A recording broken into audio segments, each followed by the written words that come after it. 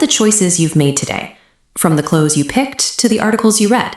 These moments feel like the result of independent thought, but how much of that agency is actually yours? Meet Alex, Sarah, and Michael. They are starting their morning in a crowded city, each one moving with the confidence of someone in total control of their own direction. They don't realize that the environments they are walking through have been carefully architected. The layout of the streets, the signs they see, and the interfaces they touch are all designed to guide their behavior. We navigate a world layered with psychological cues that push our decisions in predictable directions, influencing what we buy, who we trust, and even what we believe. Alex stops at a coffee shop. On the board, a small is $3 and a large is $6.50. He barely glances at the small before ordering the large. Alex walks away feeling like he found a bargain. He's unaware that the price list was engineered to nudge him toward the most expensive option. This illustrates the Decoy Effect. Adding a medium option for $6 makes the $6.50 large look like the logical choice. But notice what happens when we remove the $6 decoy. The gap feels wider, and the small becomes the dominant choice. These choices are structured so that the most profitable outcome for the business feels like a personal win for the consumer. By lunch, Sarah is scrolling through a restaurant app. She bypasses a bistro with 4 reviews and immediately books a table at a spot with 5,000. She didn't read the menu or look at the photos. The sheer number of existing customers was the only data point she needed. This is social proof. Evolutionarily, humans are wired to look to the pack for cues on what is safe or high quality. We often equate a large crowd with objective correctness. While this shortcut saves us time, it leaves us vulnerable to being led astray by any group that appears large enough to be right. In the afternoon, Michael walks into a job interview. Before he even sits down, the interviewer has already decided he's a strong candidate. Reaction to his upright posture, his firm handshake, and professional attire.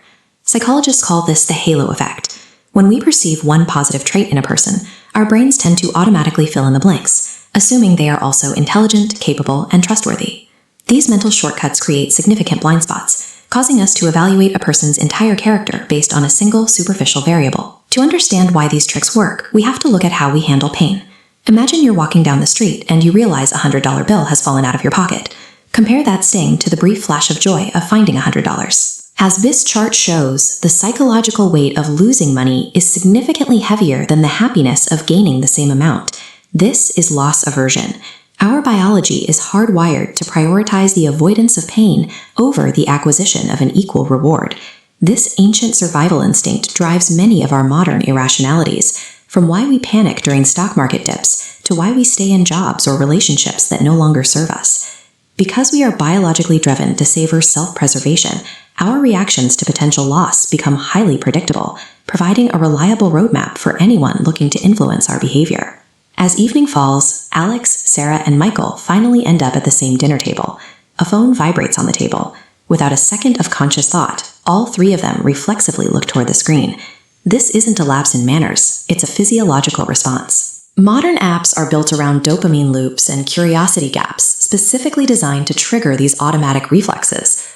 By tapping into these ancient survival mechanisms, technology can capture and direct our attention with remarkable consistency. The human mind is a powerful tool, but it relies on cognitive shortcuts that haven't quite caught up to the modern world. Once you recognize the patterns of the decoy effect, social proof, or loss aversion, their influence begins to fade. These forces rely on us remaining on autopilot.